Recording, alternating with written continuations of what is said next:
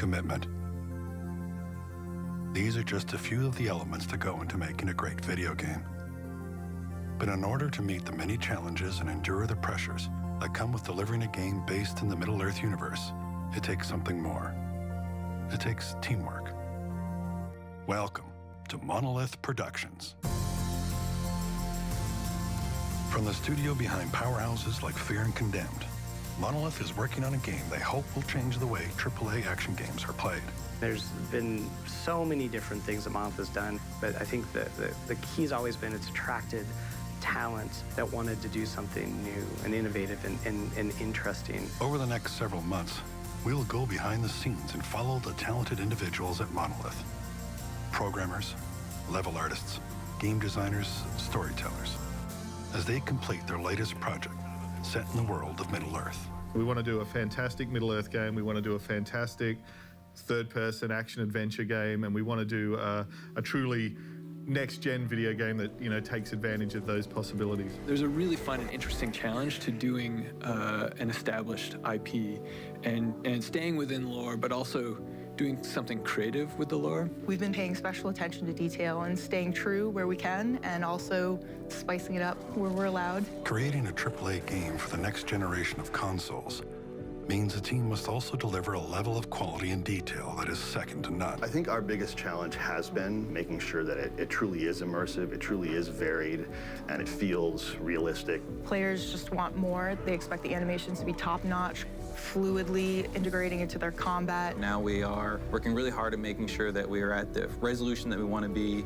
and that we are at the frame rate we want to be, and that the design department isn't having to make any compromises on their vision. We wanted our characters to be amazing looking, super high fidelity, lots of variety, lots of personality. We have a really great innovation with our Nemesis System. You get a chance to go in there and mess around with orcs in a society and have them doing things and experiencing things with the players that nobody's ever seen before. We can create new types of gameplay experiences, new types of emergent stories. You never see the same guy twice, you never hear the same line of dialogue twice, and so everybody can really start to come alive and become a unique character. Every time we play through it, it's a different game, and we're hooting and hollering. You know, we really are seeing things that not only I haven't seen before or one person hasn't seen before, but that nobody from any discipline has actually seen happen before.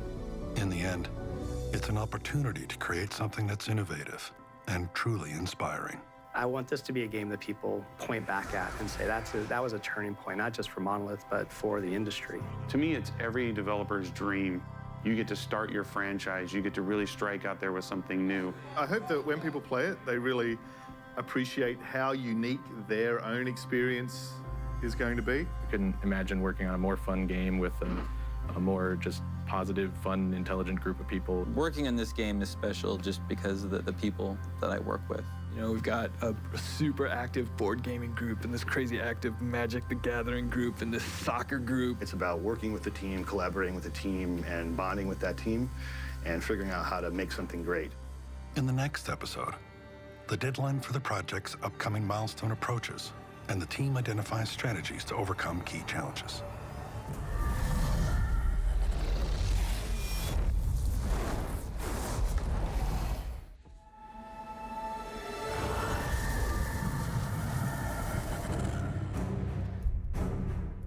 Crafting a AAA video game is not an easy task.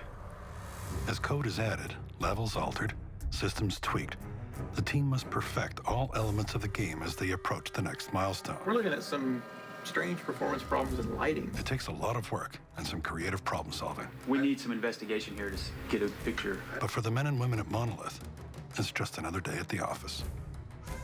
With only a few days until their deadline, the team is determined to finish on time. It's all about closing it down, it's all about the bugs, it's all about the performance. All of the mechanical parts are in place, but we need to tune that they are all fitting perfectly, or else the user experience will just start to break down. Every discipline has had to overcome their own unique set of challenges. For the design team, it's about continuously creating a richer and more varied game experience. The biggest challenge is just the massive complexity of the game. You've just got this incredibly dense web of relationships between all of these abilities the orcs have, all of the level design, all of the world, all of the simulation that's going on. It requires a lot of optimization between all the disciplines to take full advantage of the next-gen hardware, ensuring the graphics are beautiful and the game runs smoothly. As our designers and our artists push the boundaries as much as they can with high-level visual fidelity, with high-level gameplay and more AI count and, you know, more objects in the world, it's going to constantly stress our performance and memory. There, yeah, it's in the same place. Let's try to spawn an AI. And it's not finding a good nav mesh position. As we're trying to finalize, pretty much the biggest issue we keep running into is performance, memory. The programming department is arguably under the most pressure as the deadline approaches. But by working with Monolith's proprietary game engine, they can be counted on to come up with a solution. What we think is going on is that we're adding too many obstacles to the world at the same time. And so we're making systems so we queue them up so we only add so many per frame. So that should alleviate a lot of the hitching that we're seeing. Having our own tech, like that's what allows us to really iterate fast and to really push the visuals and the level of fidelity. As the clock winds down with key issues solved, it looks as though the team will indeed meet their deadline. There you go. Done. See, it's all fixed. That's why he's the White Wizard. A brief moment for congratulations on a job well done is all they'll have time for. Now it's the next mountain we need to climb. You know, we'll always want to do something better. We'll always want to keep improving. Until they drag this thing out of our kind of clutches, it's going to be challenges every day. In the next episode, as the team readies the latest build of the game for E3, we take a closer look at one of the game's core mechanics, the Nemesis System, and find out exactly how it was built.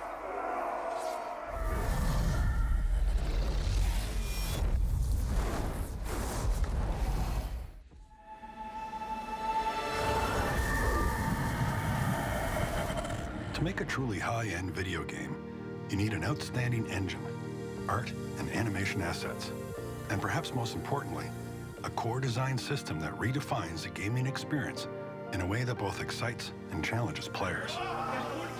For the team at Monolith, this reality led them to develop something they call the Nemesis System.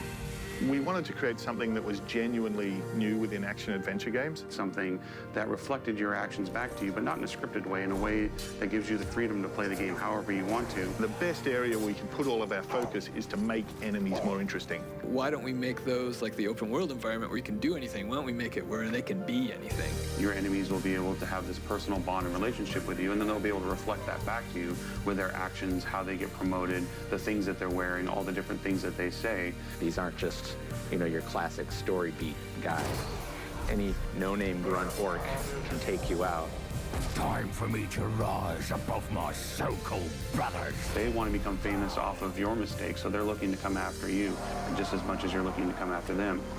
So you have the ability to interrogate orcs and dive into their minds. You can learn what their different strengths and weaknesses are, like stealth, fires, the environment, how can you use the different things around you. There's also his relationships to the other characters in the world and guys who are supporting him who you could pick off one at a time to make that fight easier, or who you could turn against him to actually help you. I've seen tougher groups of ghouls than your sorry lot. You're not navigating your way through a set of stories or encounters or missions that someone else has created. You're actually creating those yourself through gameplay, through existing in this world, through interacting with these characters.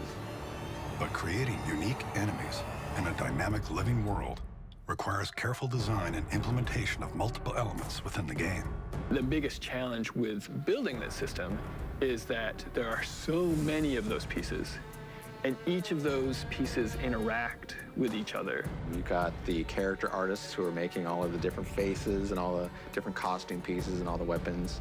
You've got designers who are giving them all kinds of different abilities. You've got the writers who are coming up with the personalities and the kinds of things that they can say. Every time you show up, I'll choose you. There's all the animation, not just their bodies, but their face. And it's not easy because there's so many millions of combinations that things can go haywire. And since it is a dynamic system, there's also a lot of unpredictability that comes with that as well.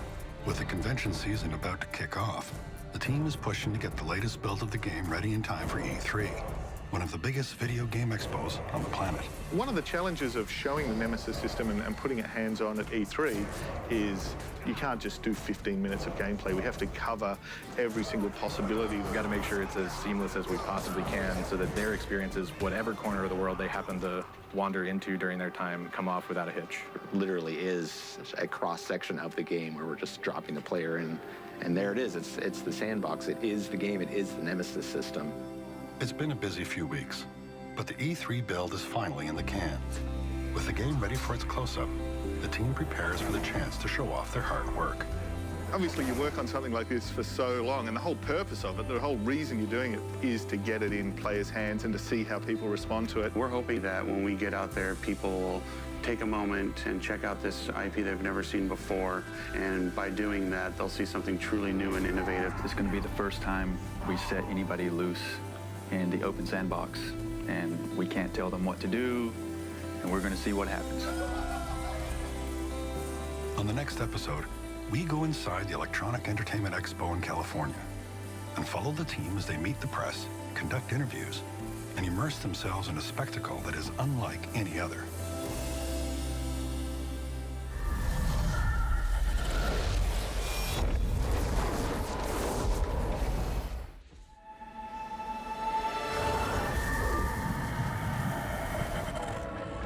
The Electronic Entertainment Expo in Los Angeles, California.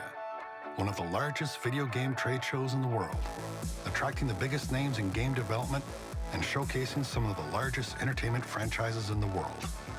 It's a chance to connect one-on-one with fans of the game and see for the first time how the public reacts to the Nemesis system. So different to hear us talking about it versus seeing people actually get their hands on it, actually play it. You don't know what people are going to think until they experience it. The past couple of days have been just crazy chaos, getting everything set up and going and making sure all the build works on all the TVs, and then preparing to just talk nonstop all day, every day about our game. At the convention center, the big show is in full swing. The onslaught of wall-to-wall video screens, the constant boom of soundtracks, E3 is a full-on assault of the senses. We're really excited to have the opportunity to show you guys Shadow of Mordor today.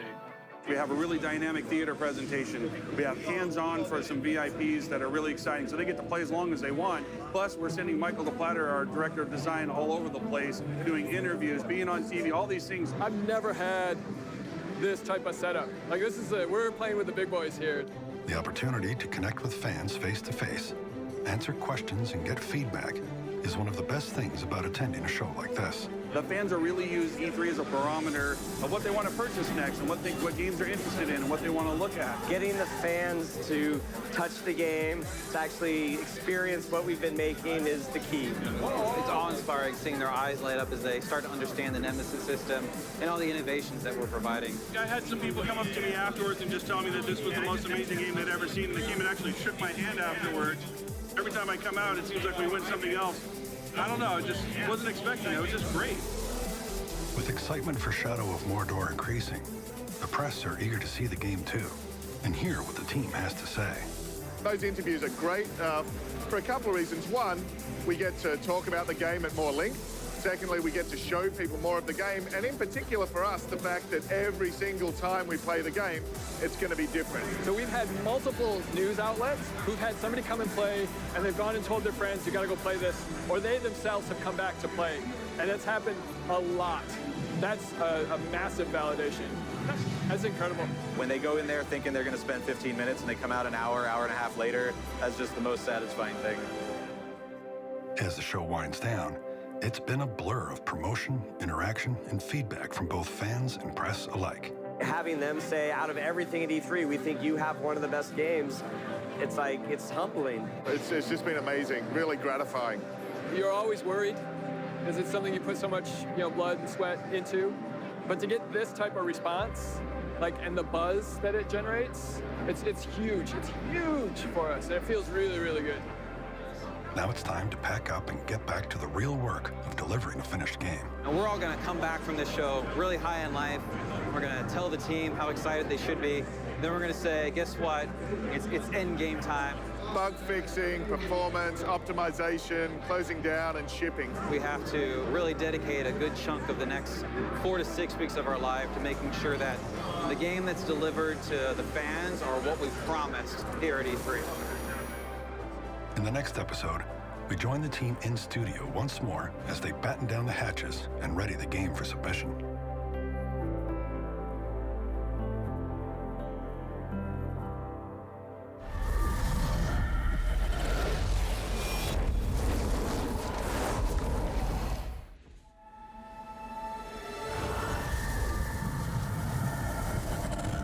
In video game development, the closer you get to final submission, the more pressure you are under to deliver. But as the team at Monolith sets to work, they can't stop buzzing about the press reviews at E3. I don't think anything could have prepared us for how overwhelmingly great it went. I think the final tally by the time E3 closed was like 40 awards and nominations. Everybody was just gathered around watching Michael DePlatter getting an interview with a big media outlet. It is a nice little kind of shot in the arm for the team just as we are doing that final push and getting it over the line. With the final submission fast approaching, the team must continue to identify the outstanding needs of the game and resolve them without allowing the pressure to become a distraction. This moment marks a critical phase of production. Right now, we're full bore with QA testing. We're making sure that they're pounding on the build every minute of every day, 7 days a week, to ensure that we're not finding any progression blockers. Every day, they're just playing through it, and they're playing through it in the craziest and wildest ways you possibly can, and then logging everything. Since our game is such a sandbox game, there's so much you can do. You have so many choices. It's a hard game to test. We end up with a lot of bugs that we call once-only bugs. So it's like one time a tester has seen this issue and it's bad.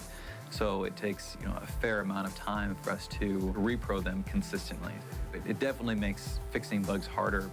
We're doing final post on our cinematics. We're doing final lighting polish on our levels, on the materials for the characters, little things in the UI to make sure that we have everything available that we need to have for the consumer. I mean, this is where you want to make sure that you catch everything. This is your last chance.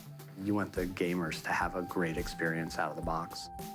Working on one of the biggest franchises in entertainment history, it's no surprise that people are eager to see the gameplay and how the story and characters are being brought to life as the team builds upon the lore. It's more than just a franchise, it's more than just an IP, it's more than just a movie, it's more than a book. It genuinely is part of our cultural myth. Every single person here in some big way is really just a massive fan of Tolkien's work, and to get to dive in deep to something that we care about this much and bring that passion with us every single day into the studio has just been incredible. We wanted to present a new visual take on the lore while ensuring that it was authentic. And I think that a lot of the locations that we're presenting in the game are locations that people are familiar with, but they haven't seen quite in the time period that our game takes place in. The world is a little bit wilder. It's almost like the frontier, A lot of the gameplay mechanics that we have, they are rooted in the lore, but the combination of the Wraith and Talion, very unique gameplay experience. We really want to surprise people in a positive way, that when they do get to play it or they do actually see it, that it's at least as good, if not better, than what they'd sort of been hoping for. It's been a long journey to this point, and the team is proud of what they've accomplished. Nervous and hopeful, they're excited to see what the future holds. The fact that it has been this sort of 3-year journey genuinely has felt pretty fast, but it's hugely exciting to reach the end of that and actually look forward to shipping the game and sort of, I guess, handing over that baton to the players and the fans to see what they think of it. I'm just excited, to get it in the hands of folks. I'm excited to do all the extra stuff we'll hopefully be doing for the game, and I'm excited to see what comes next. On the next episode, we follow the team as they attend Comic-Con and the PAX conference in Seattle, Washington, where they will get a chance to engage their fans and see how they'll react to playing the game.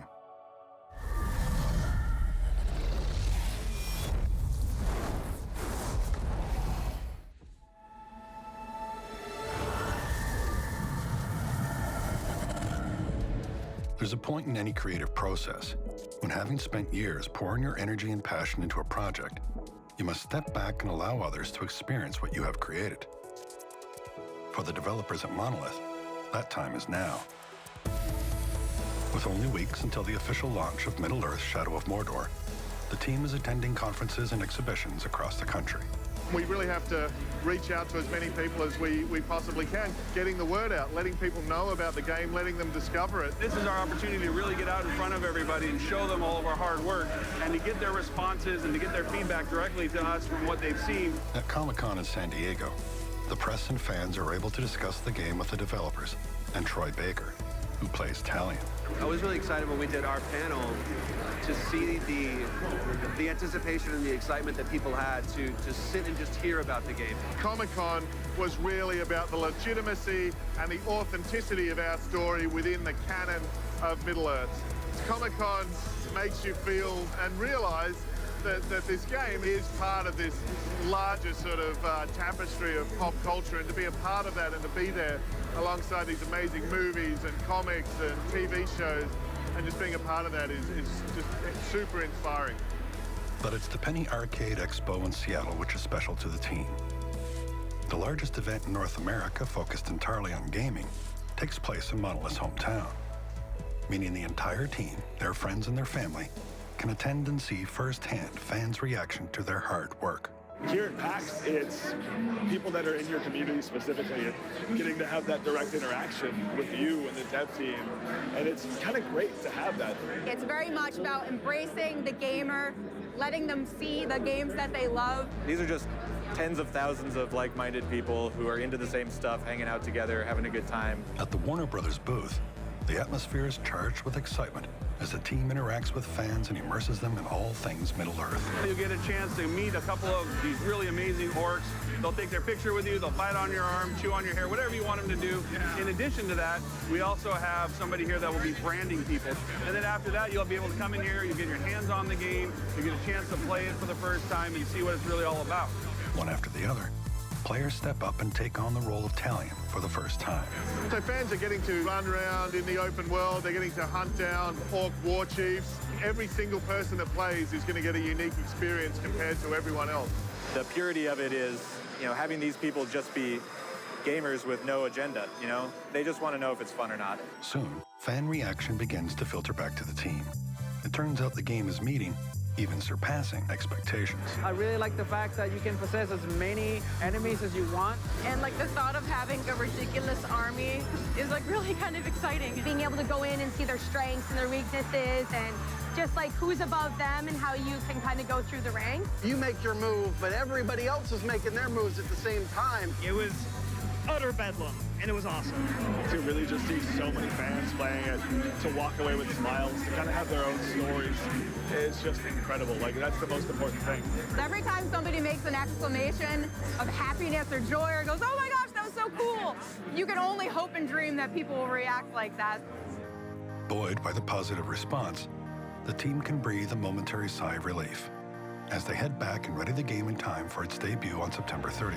You can't wait for someone to get their hands on that controller and sit down and put that disc in and play it, because that's all your hard work. That's your baby that you've sweat and cried over and bled over. So yeah, I can't wait for that day. We've done everything we can, and now it's just the anticipation of how that's really going to be received by the public at large once the game is released.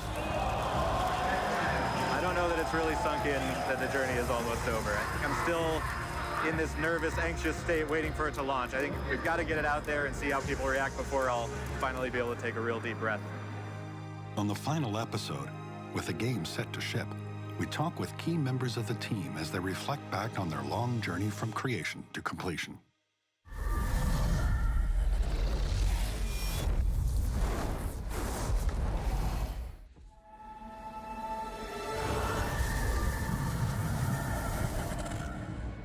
The road to completion is long and the challenges are many. To succeed, the team must persevere through difficult stretches and claim victories where others might admit defeat. If it all sounds rather epic, it is. For a studio marking its 20th anniversary and the release of its most anticipated game, it's something worth celebrating. The October of 1994 is when the company was founded, and we launch on September 30th, so it coincides perfectly with the launch of our game, so it's just a good excuse to get out and have some fun. It would be pretty cool just having this as a launch party, but to have it as your 20th year anniversary, and you're launching probably the best game your studio's ever made, that's pretty cool. It's been several weeks since the game was admitted, and with great reviews pouring in, the team is feeling excited and validated for all the hard work they've put in. I mean, Gamescom was incredible, PAX was incredible. Every time we get to put the game in front of consumers, it's a new high. We couldn't have asked for a better reaction. It's exceeded our expectations. We're so excited to get it out there for people to play and hear the user stories and how people receive it. The public showings are done. Now it's just a matter of the fans finally going and picking it up. And so there's just like a really thick air of anticipation around here just for everyone. And getting your baby through certification and getting it mass-produced and out to the stores is kind of a nerve-wracking experience because there are a lot of hoops you have to go through, but getting it through and hearing that you've been approved is a really awesome feeling and a rush of relief. And you're just that much closer to releasing the game and getting people playing what you've worked so hard on. But amidst all the celebration for a job well done, the team knows that development doesn't just end with submission. No one will forget that the passion and energy they put into this game was ultimately for the benefit of their fans. They're the reasons why we're here. It's to excite them, it's to motivate them, it's to feed off the energy that they provide. And we're constantly reaching out to them. We're providing them with as much information about the game that we can, and really watching what their responses are, listening to what their feedback, and really taking it to heart. We've got our leaderboards for our challenge modes. We've got the social and connected side of the game. We've got all of the community that grows and then continues beyond launch. So even launch is really just the beginning of the life of the game. Development on these types of games doesn't really stop. There'll be downloadable content, there'll be extra things that we can't really talk about yet. Within the first 24 hours, Shadow of Mordor's out. All the development time and all the QA time will be eclipsed by players. I hope that players get a chance to realize that, their interactions with the world are really, truly theirs. No gameplay experience is going to be the same, so we're really excited to see how the fans are going to react when those stories start to get shared. With Middle-earth Shadow of Mordor finally set to ship, the team takes a moment to reflect back on the amazing journey they've completed. We had some dreams and some ideas, and it was a lot of work to sort of build those out of nothing for us. And watching it actually come together, it's really satisfying to know we reached for something great, and I think we actually snatched it. We never lost sight of what we were trying to achieve in terms of making a really fun action game, really trying very hard to be faithful to Middle-earth and to the IP, trying to do something innovative. We just are constantly feeding off of each other, trying to figure out how to get better. We really relied on each other to sort of keep pushing. It's something that's really hard to describe when you get the box for the first time and you're holding it. And when I get to open it up and see the game inside, you get to see the liner notes. Everything about this thing is just, it's very special because it makes everything very real. It feels freaking amazing, actually having the game in your hand. I'm experiencing it like a user is going to experience it, and so is the rest of the team. It's just an amazing feeling to be able to finally do that and really get what we've been putting out there and understanding it like a user would understand it. It's sort of a very surreal moment to get to play it in your living room for the first time. In the first 10 minutes of this game, I did stuff I hadn't actually done before. It doesn't have to end here. Like we're starting a franchise. We feel really that we have only begun to touch the surface. The Nemesis system can grow. There's a lot of extension points to that thing. There's a lot of ways we can go with that. How much can we expand that? How much further can we take those experiences? How much more memorable can we make those? There's so much more that we want to show. There's so much more that we want to tell, and there's so much more that we want to explore. For now, the team can enjoy the opportunity to restore their creative drive before they embark on their next journey.